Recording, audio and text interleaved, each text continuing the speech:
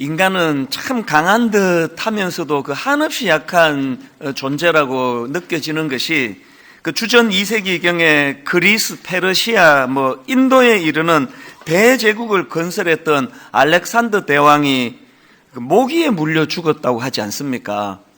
막 온 세계를 삼킬 듯이 기세등등하던 그 영웅 같은 알렉산더가 모기에 물려가지고 그 말라리아에 걸려 죽었다.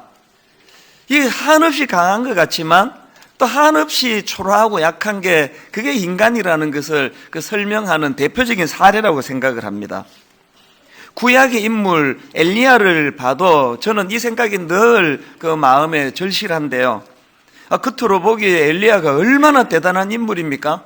그 당시 그 절대 권력자였던 그 포악하기 짝이 없는 아합 왕에게 면전에서 내가 내 말이 없으면 수년 동안 비도 이슬도 있지 아니하리라 그렇게 그 면전에서 가뭄을 선언하는 거 글쎄 우리가 너무 익숙해가지고 그건지 쉽게 생각하는지 몰라도요. 지금 그 투표로 뽑은 대통령 앞에서도 함부로 뭐라고 지적을 하기가 어려운 게 현실인 걸 지금 보고 있는데 그 절대 권력 가진 그 포악한 왕 앞에서 이렇게 도전장을 던지는 거는 이건 어지간한 담력으로는 할 수 없는 그런 모습이라고 생각을 합니다. 뿐만 아니라 엘리야는 갈멜산에서 바알과 아세라 선지자와의 싸움, 소위 말하는 그 850대 1의 그 싸움을 승리로 이끌었던 인물 아닙니까? 대단한 강하고 담대하고 능력 그 자체인 것 같은 인물인데요. 이 엘리야가 열왕기상 19장에 보면은 한순간에 마음이 무너져 가지고 그 죽기를 원하여 이르되 지금 내 생명을 거두어 가시옵소서. 요즘으로 치면 그 우울증 같은 게 와가지고 그 자살 충동을 느끼고 있는 그 영웅의 모습. 이게 인간의 이중적인 모습 아니겠습니까? 그렇게 외부의 적들을 상대해가지고는 누구도 그 흉내도 낼 수 없는 담대함으로 맞섰던 거지만 그 내면의 그 두려움 하나도 해결하지 못하는 참 약한 모습을 보여주는 그 엘리야. 그 엘리야를 보면서 우리가 시인할 수밖에 없는 게 뭡니까? 인간은 누구나 다 약하다. 겉으로 보기에 세 보이고 강해 보이고 영웅 같은 사람일수록 그 내면은 오히려 더 약해서 이런 문제로 고뇌하는 게 인간이다. 그러니까 이걸 우리가 느낄 수 있다는 것입니다. 이런 의미에서 저는 오늘 본문 로마서 8장 26절 말씀이 그 남다른 은혜로 또 인간 이해에 참 도움을 주는 말씀으로 저는 이 말씀을 받아들입니다.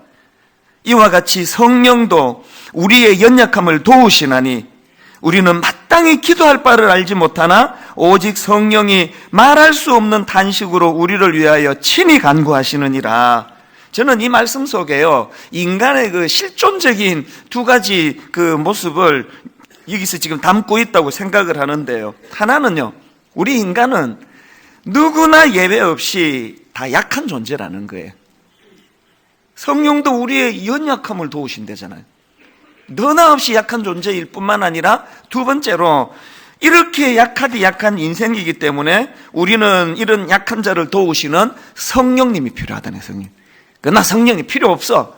이 사람은 자기를 몰라도 너무 모르는 사람이에요. 그래서 저는 이 본문 말씀이 참 의미가 있다고 생각을 하는데요. 그걸 링컨 대통령이 했던 말 중에 이런 말이 있답니다. 나는 울면 안 되기 때문에 웃는다. 이 배경을 제가 보니까 그 남북 전쟁으로 만신창이가 된 당시의 현실을 이런 식으로 표현했다 그러는데요. 그 울면 왜 안 됩니까? 대통령이 지금 나라를 책임지는 대통령이 이렇게 그냥 그 노예 문제로 서로 죽고 죽이는 이런 비극이 일어나는데 대통령이 울면 왜 안 되느냐고요. 그 링컨 대통령이 우리나라 고속도로 휴게실을 다녀갔나? 남자가 흘리지 말아야 할 것은 눈물만이 아니다. 아니면 이런 문구요. 남자는 태어나 3번만 울어야 한다. 태어날 때, 부모님이 돌아가셨을 때, 나라를 잃었을 때. 미국이고 한국이고 할 거 없이 계속 이런 말로 우리를 세뇌를 시켜놔가지고요. 링컨 대통령부터 울면 왜 안 되느냐고요. 울어야 되는 상황 아닙니까? 자꾸 우리 스스로를 이렇게 감정을 억압을 시켜놔가지고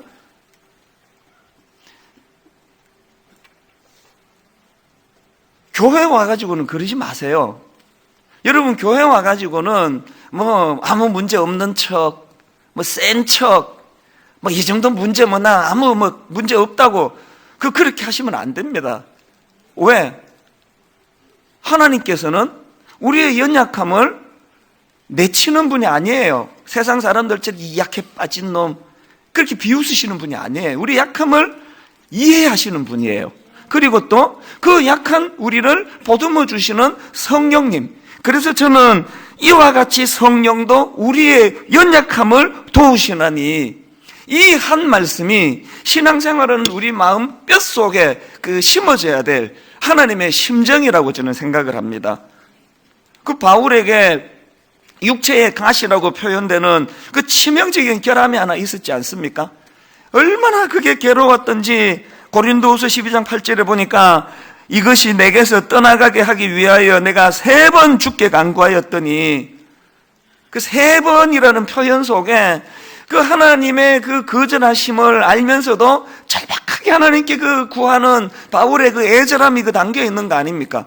그렇게 절박하게 그 육신의 가시를 자기를 괴롭히는 이 문제를 해결해 달라고 기도를 드리는데 하나님은 어떻게 응답하십니까? 9절에 보니까 나에게 이르시기를 내 은혜가 네게 족하다.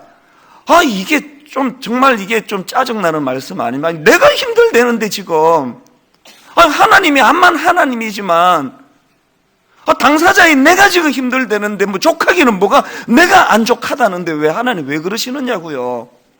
여러분, 신앙생활은요 하나님과 이런 갈등이 많습니다. 분명히 난 지금 안 괜찮은데 왜 하나님은 그러면 나에게 이르시기를 내 은혜가 네게 족하다 왜 이런 말씀을 하시느냐 그랬더니요 그 다음에 설명이 이렇습니다. 나에게 이르시기를 내 은혜가 내게 족하다. 왜? 이는 내 능력이 약한 데서 온전하여 짐이라 하신지라. 가만히 보니까요 그 약함의 문제를 풀어가는 바울의 해법과 하나님의 해법이 다른 거예요. 바울은 이 약함의 문제를 걷어내고 거기를 강함으로 채워야만 자기의 고통이 해결된다는 생각을 가지고 있는데 여기에 반해서 하나님은 그게 아니고 바로 그게 네 약함이 네 가시가 강하신 하나님을 의지하는 도구로 쓰도록 네가 그렇게 연결해야 된다. 우리 신앙생활은 이 갈등이에요. 이 갈등. 맨날 기도 응답 안 된다고 기도도 하지도 않으면서 어쩌다가 한 10년에 한 번 했는데 응답 안 된다고 역시 기도는 소용이 없다고 하는 분들 보면은 바로 이 문제예요. 하나님은 진짜 응답하시는 거거든. 네 가시는 거 없애면 안 된다. 네가 안 그래도 이게 교만이 꽉 찬 놈인데 이 가시마저 없으면은 네가 어떻게 강하신 하나님을 의지하겠니? 그건 뽑으면 안 되는 가시다. 그건. 이걸 발견하는 게 기도 응답이에요. 그래서 바울이 뭐라고 고백합니까? 그걸 깨달아가지고 9절 하반절에 보니까 그러므로 도리어 크게 기뻐함으로 뭘? 나의 여러 약한 것들에 대하여 자랑하니니 기도 응답 못 받은 걸 크게 기뻐하는 거예요. 내가 그러므로 도리어 크게 기뻐함으로 나의 여러 약한 것들에 대하여 자랑하리니 이는 그리스도의 능력이 내게 머물게 하려 함이라. 이제 하나님의 해법을 안 거예요. 그래서 하나님의 법칙은요 우리 안에 있는 약한 것을 제거해 주시는 슈퍼맨으로 일하시는 분이 아니라 우리 안에 연약함을 가지고 강하신 하나님을 의지하는 쪽으로 강하신 하나님을 바라볼 수 있도록 그렇게 도우시는 분이라는 거예요. 예배 때마다 저는 여러분이 이 바울이 깨달은 이 원리 그러므로 도리어 크게 기뻐함으로 나의 여러 약한 것들에 대하여 자랑하리니 이는 그리스도의 능력이 내게 머물게 하려 함이라. 이 원리를 깨달은 바울은 고린도후서 4장 7절입니다. 우리가 이 보배를 질그릇에 가졌으니 이는 심히 큰 능력은 하나님께 있고 우리에게 있지 아니함을 알게 하려 함이라. 자기 약한 거, 자기가 질그릇이라는 거, 자기는 깨지기 쉬운 약한 존재라는 거를 이제는 부끄러움 없이 그렇게 드러내고 있는 거예요. 링컨처럼 울면 안 되고 이런 거 얘기 안 합니다.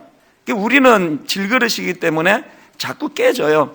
그렇게 우리를 상처 주는 좀 못된 인간 때문에도 상처를 받지만 이 정도에도 상처를 받는 질그릇이기 때문에 상처를 받는 거예요. 너무 그 남편만 그렇게 탓하지 마세요. 그 남편은 이 정도의 상처를 받을 줄 미처 몰랐지. 자기 아내가 그렇게 약할지 알았으면 그랬겠습니까? 상대방의 문제도 있지만요, 막 걸핏하면 상처받는 질그릇 같은 우리 자신, 이것도 인식을 해야 된다는 거예요. 저는 이제 이 말씀이 너무 중요하기 때문에 이번 주, 다음 주 2주에 걸쳐서 이제 오늘 이 본문의 말씀을 좀 살펴보려고 하는데요. 이제 오늘은 이 본문과 관련해서 이제 우리가 기억해야 될 이 2가지, 이걸 좀 집중적으로 좀 살펴보기 원합니다. 자, 여러분, 첫째로 오늘 본문에서 우리가 발견하는 또 기억해야 되는 중요한 포인트가 뭐냐? 하나님은 우리 연약함을 인정하기를 원하세요. 우리 연약함 인정하기. 로마서 8장 26절, 이와 같이 성령도 우리의 연약함을 도우시나니, 우리의 연약함을 인정해야 성령님의 도우심을 우리가 바랄 거 아닙니까? 로마서 5장 6절에 우리가 아직 연약할 때에 기약대로 그리스도께서 경건하지 않은 자를 위하여 죽으셨도다. 내가 연약하다는 사실, 복음 없이는 나는 망할 수밖에 없는 존재라는 사실, 십자가 복음의 능력이 아니고는 내 인생은 절망이라는 연약한 자기를 인식할 때 복음을 받을 수 있는 거 아닙니까? 그렇기 때문에 그 구역 모임, 그 다락방 같은 데서 막 자기 자랑을 막 계속 하는 사람들을 보면은요, 어떻게 도와야 될지 모르겠어요. 계속 자랑하고, 막 또 자랑하고, 하다 안 되면은 막 자기 집 강아지까지 막, 하여튼, 되는 집안은 아무 개나 골라왔는데, 이렇게 또 똑똑하더라 그러면서 또 막 강아지 자랑하고, 요새는 강아지 얘기를 안 하잖아, 그래서. 그 다락방은요, 그렇게 자기 자랑하는 데가 아니에요. 저 확신하는데요, 그렇게 그냥 한 2시간 다락방 모임에서 막 자기 자랑 시큰한 사람은요, 오후에 집에 가면 마음이 허할 거예요. 굉장히 허전할 거예요, 마음이. 교회에서 성도들 간의 모임은요, 그런 육신에 자기 자랑하는 시간이나 자리가 아니고요, 그러므로 도리어 크게 기뻐함으로 나의 여러 약한 것들에 대해서 자랑하리니, 우리는 틈만 나면 내 약함을 자랑해야 돼요. 왜 자랑해야 되는가 하면 내 약함을 자랑하면서 그게 내 귀에도 들어오잖아요. 내가 내 약함을 상대방도 듣지만 내 귀로 들어와 가지고 어떻게 해야 돼요? 내 약함을, 나의 여러 약한 것들에 대해 자랑하리니 이는 그리스도의 능력이 내게 머물게 하려 함이라. 내가 약하다는 사실을 자꾸 시인하고 그것을 인정하고 느껴야 강하신 그리스도의 능력을 사모하고 그 능력이 내게 머물게 된다는 거예요. 이사야 38장 1절에 보면요, 왕인 히스기야가 참 난감한 일을 만납니다. 그때의 히스기야가 병들어 죽게 되니, 저는 이 짧은 한 구절이 참 마음에 그렇게 와닿습니다. 여러분, 그 당시 절대 권력자였던 히스기야에게도 그 병이 피해가지 않는다는 거. 권력자고 뭐고, 고난이 피해가는 거 없습니다. 부자라고 암 안 걸리던가요? 누구도 예외 없이 고통은 다 찾아와요. 그래서 여러분, 인생은요, 이렇게 나누시면 안 돼요. 인생은 2종류인데, 고통이 있는 자, 고통이 없는 자, 이렇게 나누시면 안 됩니다. 모든 인간은 고통의 굴레에서 벗어날 수가 없는데 어떻게 구분이 되느냐? 누구에게나 고통은 누구에게나 예외 없이 찾아오지만 그 고통을 어떤 태도로 받느냐의 문제예요. 히스기야는 그 절망적인 고통을 어떤 태도로 받느냐 보니까 2절을 한번 보십시오. 히스기야가 얼굴을 벽으로 향하여 여호와께 기도하여. 지금 왕 아닙니까, 왕. 그가 얼굴을 벽으로 향하지 않고 그 세상을 향해 가지고 권력자로서 할 일이 많습니다. 내 병을 고칠 약초를 구해와라. 어떻게 해라, 저떻게 해라. 권력자로서 자기가 휘두를 게 힘이 많은데요. 히스기야가 얼굴을 벽으로 향한다는 건 뭘 의미합니까? 자기가 이 절망적인 죽음 앞에서 비록 권력을 가진 왕이라 할지라도 내가 할 수 있는 일이 아무것도 없습니다. 자기의 무기력함, 자기의 무능력함을 철저하게 고백하는 태도예요. 오늘 무슨 권사님이라고 하고 장로님이라고 하고 막 심지어 목사라 그러면서 결정적인 인생의 위기가 있을 때 낯을 막 세상으로 향해 가지고 막 세상적인 방법 찾느라고 혈안이 되어 있는 그게 참 부끄러운 우리의 모습 아닌가요? 그렇게 얼굴을 벽으로 향하고 하나님은 바라며 기도하는 히스기야의 기도를 들어보니까 참 간단해요. 3절을 보세요. 이르되 여호와여 구하오니 내가 주 앞에서 진실과 전심으로 행하며 주의 목전에서 선하게 행한 것을 기억하옵소서 하고 그 다음 보세요. 히스기야가 심히 통곡하니 인간의 한계를 경험하면 하나님께 토 많이 달 거 없습니다. 울면 돼요. 그냥 심히 통곡하니 자꾸 그냥 하나님 앞에 나와서도 센 척하고 하나님 안 도와줘도 된다는 식으로 이래갖고는 안 되는 거예요. 우는 거예요. 그래서 분당 우리 교회에서 막 크리넥스를 좀 비치해달라, 여자 화장실에 뭐를 좀 화장 지우는 뭐를 해달라, 초창기에는 숫자가 많지 않을 때는 그런 요구들이 많았는데요. 안 해주니까 자기들이 다 갖고 오긴 갖고 오더라고요. 교회 올 때 화장지 갖고 오는 거 좋은 일이에요. 감정에 들떠라는 말이 아니고요. 이 인생의 엿새 동안 참 세상에 어디 의지할 데 없어 억제됐던 내 상한 마음을 하나님 앞에 나와서 히스기야처럼 통곡하라는 뜻이에요. 그냥 우는 거예요. 애 키우는 분은 다 아실 거예요. 학교 갔다 오는데 울고 와요. 그 한마디에 다 해결되는 거예요. 말 필요 없습니다. 뭔 일 있니? 엄마는 학교 가자. 그거 아닙니까? 우리가 하나님 앞에서 히스기야처럼 낯을 벽으로 향하고 인간적인 방법 동원하면 나 아직 힘 있다. 나 현 왕이다. 이런 거 아니고요. 이 문제는 권력으로도 해결할 수 없다. 그래서 하나님 앞에 통곡을 하니까 하나님의 응답을 보세요. 4절 5절. 이에 여호와의 말씀이 이사야에게 임하여 이르시되 너는 가서 히스기야에게 이르기를 내 조상 다윗의 하나님 여호와께서 이같이 말씀하시기를. 그 다음 보세요. 하나님의 응답도 간단해요. 내가 너의 기도를 들었고 너의 눈물을 보았노라. 끝. 복잡한 말씀 없으세요. 저는요 매일 예배 때마다 우리 성도님들이 이 간단한 여러분의 눌리고 억압되고 상한 특히 남자들 울면 안 돼. 울지 마. 남자는 3번밖에 울면 안 돼. 남자는 흘릴 게 눈물만이 아니야. 이런 식의 이야기에 억압되어 있는 여러분이 하나님 앞에 나와 우시는 거예요. 하나님 앞에 상한 마음을 토해놓는 거예요. 하나님 앞에 사실은 주님 내가 센 척하지만 한없이 유약합니다. 내가 가장으로 너무너무 힘이 듭니다. 하나님 앞에 눈물을 흘리고 그런 자들을 향하여 하나님이 주시는 간단한 메시지. 내가 너의 기도를 들었고 너의 눈물을 보았노라. 너의 눈물을 보았노라. 오늘 예배하는 중에 이 은혜를 꼭 받아 누리시기를 바랍니다. 이건 한나도 마찬가지 아닙니까?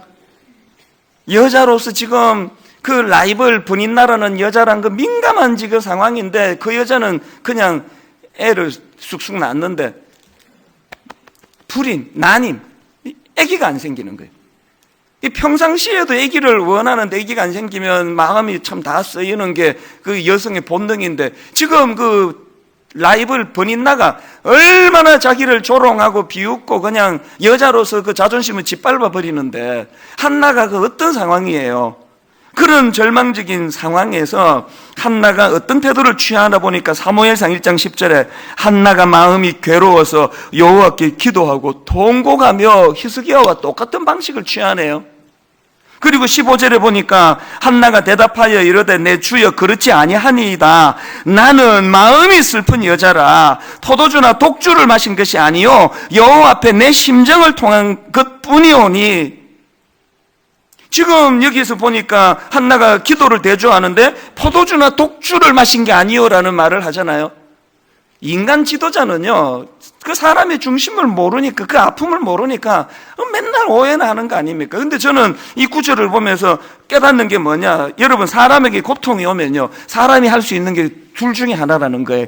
포도주나 독주를 마시거나 하나님께 울고 기도하거나. 포도주나 독주제 안 마셔봐서 모르겠지만 그거 마셔도 뭐 좋은가 보죠. 그 포도주나 독주를 마시면 잠깐 있는 그 고통은 있는 뭐 약효는 있는 것 같아요. 그런데 그게 은발의 오줌 누기 아닙니까? 포도주나 독주를 마시고 잠깐 현실의 고통을 잊어보려고 했다가 그 깨어났을 때의 그 절망적인 마음, 저 태어나서 한 번 경험이 있습니다. 대학교 1학년 때 난 예수 믿는 사람이라고 난 술 안 마신다고 그렇게 선포하는데 막 친구들이 계속 그런 데만 데리고 다니면서 너 한 잔만 마셔라. 너 이거 먹다가 안 죽는다고 막 또 예수 믿는데 니도 나 전도해야 될 거 아니냐. 나 술 먹으면 교회 따라갈게 막 계속 이런 식으로 저를 그 약을 올리고 괴롭혀가지고 또 제가 또 다혈질 열받아가지고 마시 마! 그러면서 이제 막 그날 막 엄청 막 소주를요. 우리 어머니 아직도 모르시는데 막 엄청 들이마셨더니요, 막 이제 필름이 막 끊어지는 거예요. 화장실에 갔는데 또 기억이 또 드러누워 있고, 내 친구가 또 자기 집으로 데리고 가고, 이렇게 이제 필름이 다 끊어져가지고, 그 다음날 아침에 깨보니까 막 머리가 깨질 듯이 아프더라고요. 그래서 이게 포도주나 독주는 마시면 안 되는구나. 그래서 그날 이후로 내가 술을 딱 끊을게. 한 방울도 안 마셔, 그날 이후로. 제가 발견한 게 뭐냐? 기분 좋게 마신 소주가요, 깨니까 더 힘들더라고요. 뭐 머리 아프고 뭐. 오늘 우리에게 너무너무 가슴 아픈 일이 주어졌을 때 두 갈래 길이자 포도주나 독주를 마시거나 하나님께 기도하거나. 그런데 그 본문에서 지금 한나가 기도를 참 멋있게 설명합니다. 기도를 뭐라고 설명합니까?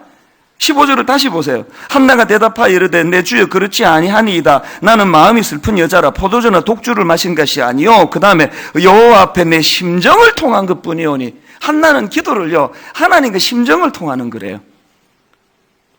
금요 기도에 와가지고 막 그냥 고래고래 소리 지르고 막 핏대 올리고 막 주여 주여 그러는데 심정이 안 통한다. 지는 아무 문제가 없고 이놈은 나라가 문제라고 그렇게 기도하면은 그건 반쪽짜리 기도예요. 기도는 하나님의 심정을 통하는 거래요. 하나님은 내 슬픔을 아시려니.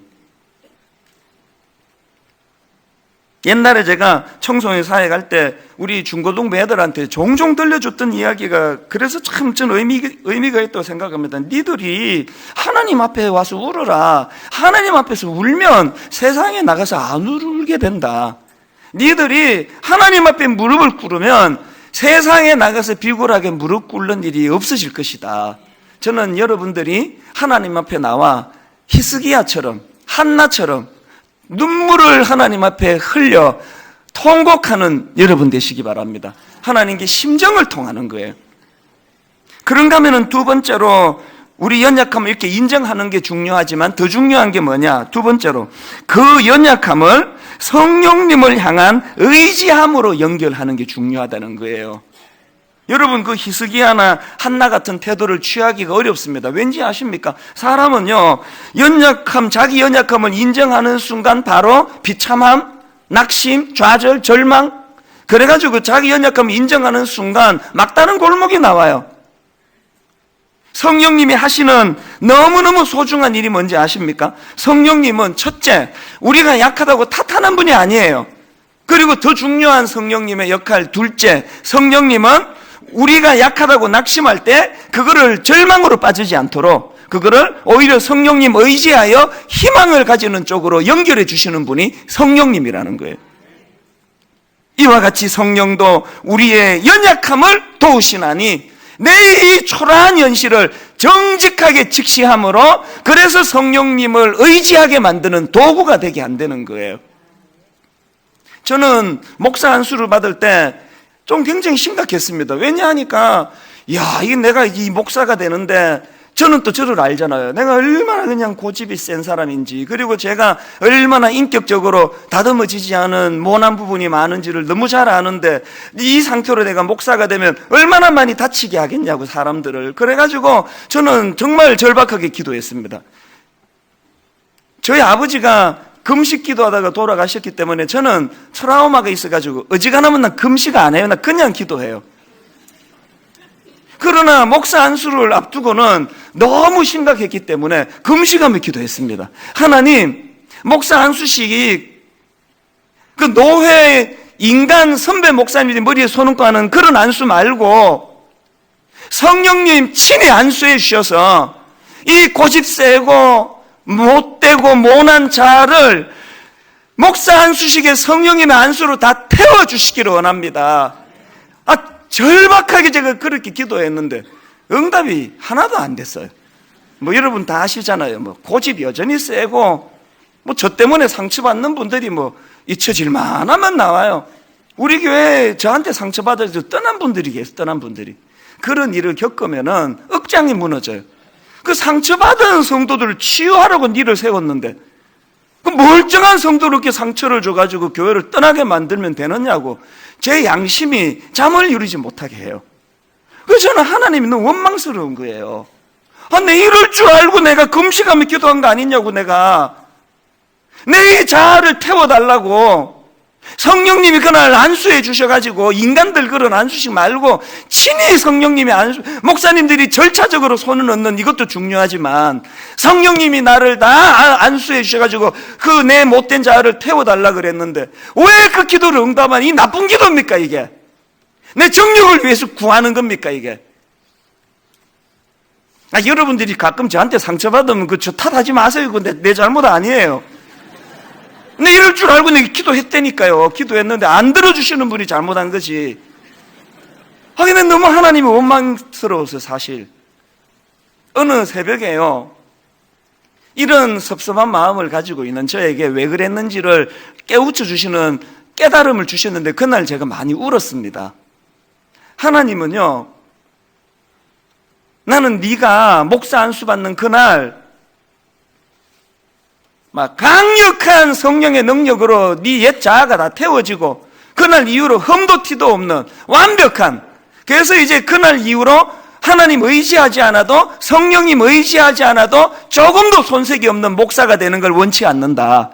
나는 네가 목사 되고도 여전히 철이 없고 목사 되고도 말이 실수가 많아 사람에게 걸핏하면 상처나 주고 나는 네가 부릴 때나 안 부릴 때나 그냥 고집을 부리는 그 연약함 그대로 다 가지고 목회를 하되 바로 그것 때문에 한순간이라도 하나님 의지하지 않으면 안 되는 그런 목사가 되기를 원한다. 많이 울었습니다. 그게 또 저를 불편하게 해요. 저는 새벽에 일어나가지고 뭐 한국교회를 대표하는 목사가 되게 주시옵소서, 네, 그런 기도를 안 해요. 저 같은 사람이 한국교회를 어깨에 짊어지면 내 어깨도 망하고 한국교회도 망하는 거 아닙니까? 그런 기도는 엄두가 안 나요. 어린애처럼 기도합니다. 새벽에 일어나면요, 하나님 오늘도 저 때문에 상처받는 성도들이 없게 해주세요. 이따가 이혼을 앞두고 있는 부부를 하나님 제가 목사라고 상담을 해야 되는데 헛소리가 새어나오지 않도록 그 쓸데없는 소리가 나와서 안 그래도 아픈 사람들 상처 주지 않게 해달라고 어린애처럼 기도를 해요. 그게 저는 불편하게 느껴질지 모르지만 불편하지도 않지만 발걸음을 떼는 순간순간이 내가 약함을 뼈저리게 인식하고 목사 받고도 안수 받고도 난 여전히 그냥 교회가 커지고 작아지고 관계없이 여전히 철딱서니가 없는 초라한 나 자신을 인식하면서 그것을 비참한 쪽으로 몰고 가지 않고 더 성령님을 의지해야 되겠다는 이런 믿음으로 몰고 가게 해주시기를 원합니다. 우리의 기도가 그래야 되는 거 아닙니까? 애들 커가니까 부모들이 난감한 게 그거 아닙니까? 지혜가 없어요, 우리가. 도대체 이럴 때 매를 들어야 되는 건지 용서를 해줘야 되는 건지 아무것도 모르겠어요. 아무것도. 애를 키우면 키울수록 이 노하우가 생겨가지고 더 잘 키우는 게 아니라 난감하게 짝이 없는 초라한 우리의 모습을 발견해요. 그래가지고 어떻게 해야 돼요? 아이고, 부모 노릇 못하겠다 그러고 절망하지 말고, 첫째는 내가 이런 실수를 했고 둘째는 이런 실수를 해야 돼. 이 막내만큼은 내가 정말 성령님을 더 의지하며 키워야 되겠다. 성령님, 뭐 교육 좀 했다고 뭐 교육과 공부 좀 했다 이런 거 없고, 저는 이제 어린애같이 이제 무지합니다. 성령님, 우리 아들 좀 키워주세요. 의지하는 쪽으로 우리의 약함이 쓰임을 받는다면 이것이야말로 하나님이 기뻐하시는 일인 줄로 믿습니다. 자, 그럼 좀 더 구체적으로 우리에게 어떤 약함이 있습니까? 이 말을 다른 말로 하면 성령님은 우리의 어떤 약한 것들을 도와주십니까? 로마서 8장을 중심으로 받으면 바로바로 나오는 게 여러 가지가 있습니다. 첫째로 성령님은요, 우리를 정죄감으로부터 해방시켜 주시는 분이세요. 1절 2절입니다. 그러므로 이제 그리스도 예수 안에 있는 자에게는 결코 정죄함이 없나니 이는 그리스도 예수 안에 있는 생명의 성령의 법이 죄와 사망의 법에서 너를 해방하였느니라. 여러분, 여기 나오는 생명의 성령의 법은요, 생명의 성령의 능력으로 읽어도 되는 말씀이에요. 걸핏하면은 정죄감에 빠지고, 걸핏하면은 죄책감에 빠지고, 걸핏하면은 자기를 초라한 쪽으로 몰고 가는 연약한 우리를 성령님은 우리 안에 있는 결코 정죄함이 없나니의 인생으로 만들어 주신다는 거예요. 그 은혜로 제가 오늘 여기 선 거예요. 여기 제가 설 수 있는 힘. 그런가 하면은 성령님은 두 번째로 우리가 잘못된 생각에 빠지지 않도록 도우시는 분이세요. 5절, 육신을 따르는 자는 육신의 일을, 영을 따르는 자는 영의 일을 생각하나니, 죄성을 가진 우리는 틈만 나면은 그 망할 수밖에 없는 생각에 빠지기 쉬운데, 이런 우리를 성령님은 영을 따르는 자는 영의 일을 생각하나니, 하나님이 기뻐하시는 생각을 할 수 있도록 도우신다는 거예요. 그런가 하면 세 번째로 성령님은 악한 행위를 극복하게 해주십니다. 13절, 너희가 육신대로 살면 반드시 죽을 것이로되 영으로서 몸의 행실을 죽이면 살리니. 여러분, 내 못된 행실을 고치는 건 내 의지력이 아니에요. 내 못된 행실을 끊을 수 있는 힘, 성령님에게서 나오는 줄로 믿습니다. 결정적으로 네 번째, 성령님은 16절, 성령이 친히 우리의 영과 더불어 우리가 하나님의 자녀인 것을 증언하시나니. 그래서 15절에 보니까 너희는 다시 무서워하는 종의 영을 받지 아니하고 양자의 영을 받았으므로 우리가 아빠 아버지라고 부르짖느니라.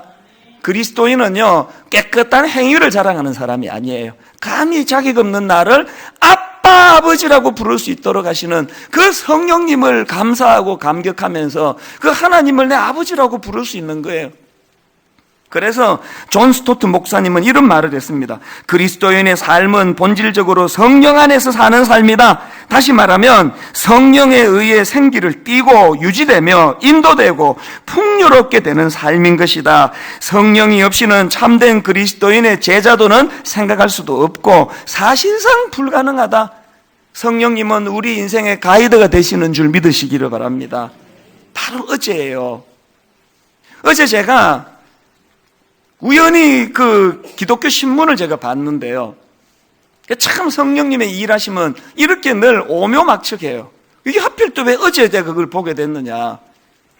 아틀란타에 있는 어느 교회를 이제 소개하는 신문 기사였는데, 보니까 그 교회를 제가 안식월 때 지난 1월 달에 다녀간 교회예요.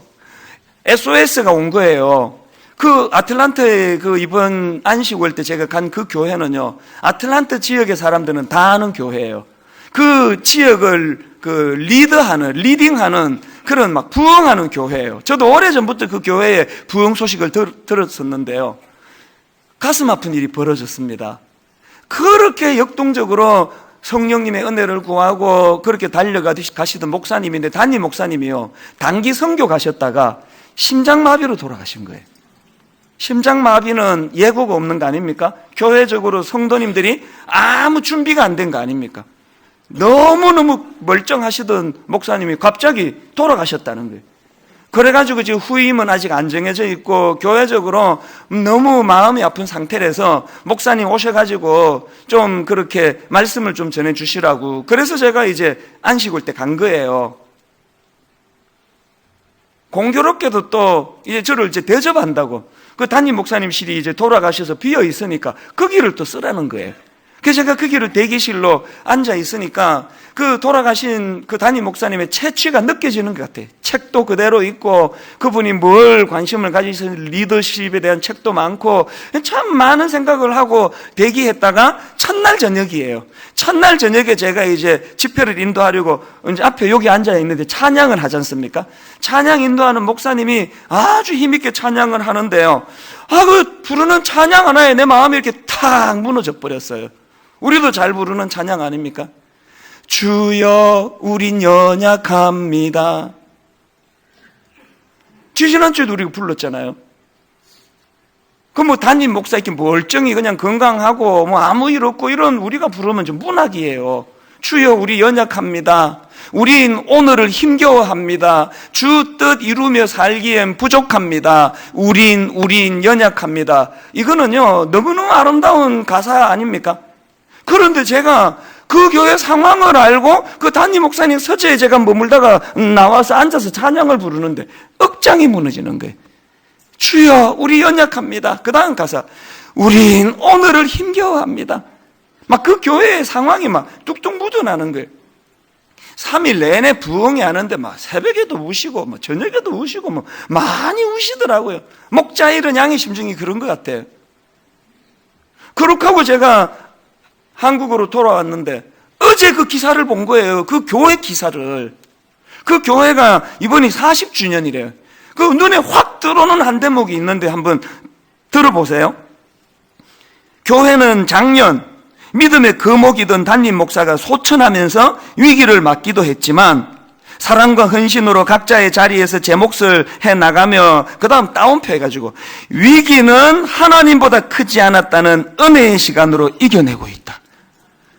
어제 이 한마디가 이렇게 전율을 주는 거예요. 따옴표 해온 이 말, 위기는 하나님보다 크지 않았다. 제가 전율을 느낀 거는요, 오늘 내가 성령님의 인하심 내서 설교 준비를 하고 있는데 하나님이 제게 주시는 지침이 뭐예요? 성령님을 논리나 이론으로 푸는 것도 중요하지만 실제, 오늘 이 시간에 실제 역사하는 사건이라는 게 능력이라는 거예요. 오늘 여러분 가정에 어떤 위기를 만납니까?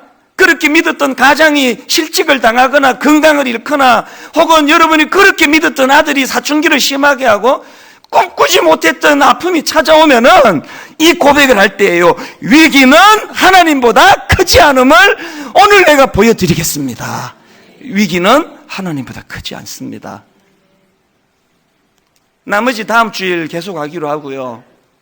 어제 저는 그 기사를 보면서 이민 생활을 정리하고 한국으로 돌아왔을 때 90년이요. 서울 생활은 처음이에요. 저희 아버지는 부산에 고려신학교를 나오셨기 때문에 저는 그 길을 가야 되는데 어떻게 하다가 보니까 총신을 갔습니다. 남의 교단에 와가지고요. 서울 생활 처음이죠. 교단 다르죠. 교육전도사 1학년 때 막 이력서 막 여기저기 내도 써주는 교회가 없더라고요. 여러분 그거 아세요? 주일날 눈 딱 떴는데요, 갈등 없이 갈 교회가 있다는 게 얼마나 복인지 아세요? 저는 주일날 갈 교회가 없는 거예요. 써주는 교회가 없으니까. 너무너무 마음이 외롭고 힘들던 어느 날 내 친구, 유일하게 서울의 신혼부부, 그 송파의 반지하에 살던 제 친구가 자기 집에 와 있으라고, 금토 주일 그 3일을 와 있으라 그래가지고 갔는데요, 죽을 것 같더라고요. 너무 외로워가지고.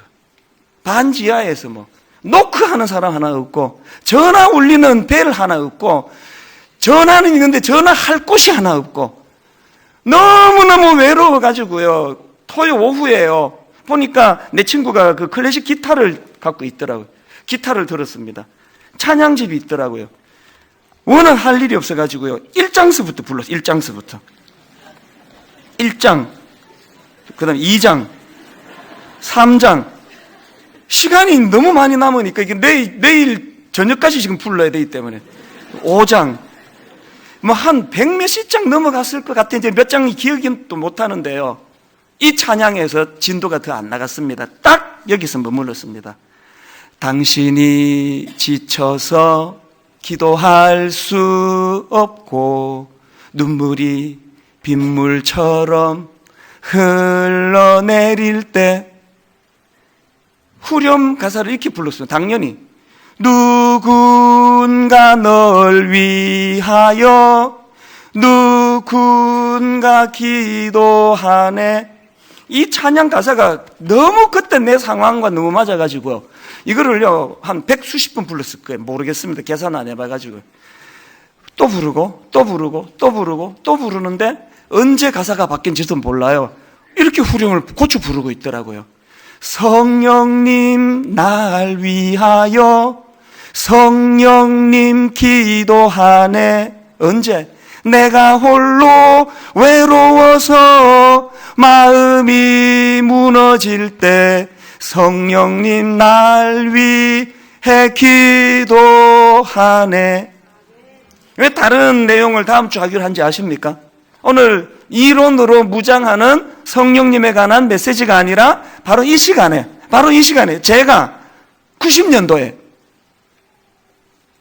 송파 반지하에서 실체로 찾아오신 그 성령님, 가슴이 터질 것 같은 위로를 받고 감격을 받고 그 자리에서 안개가 사라지는 것처럼 외로움이 사라져 감격이 눈물로 용솟음 쳤던 그 사건, 이게 오늘 여러분에게도 필요한 거예요. 이 찬양 한번 같이 불러보시겠습니까? 당신이 지쳐서 기도할 수 없고 당신이 지쳐서 기도할 수 없고 눈물이 빗물처럼 흘러내릴 때 빗물처럼 흘러내릴 주님은 우리 연약함을 아시고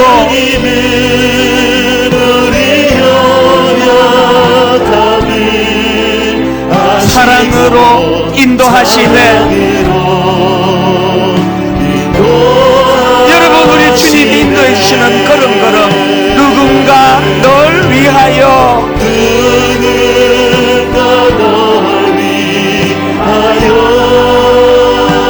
누군가 기도하네.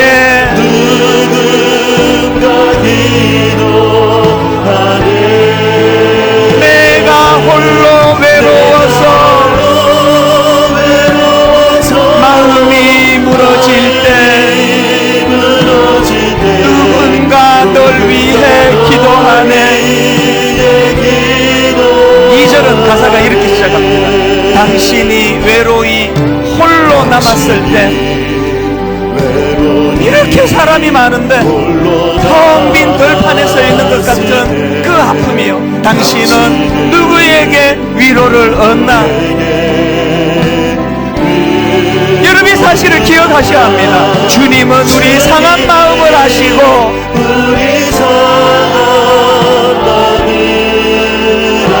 사랑으로 인도하시네. 여러분, 잊으시면 안 됩니다. 누군가 널 위하여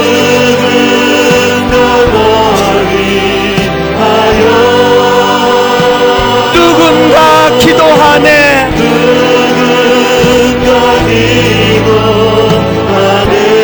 언제 기도합니까? 내가 홀로 외로워서 마음이 무너질 때 누군가 널 위해 기도하네. 성령님 날 위하여 성령님 날 위하여 성령님 기도하네. 성령님 기도하네.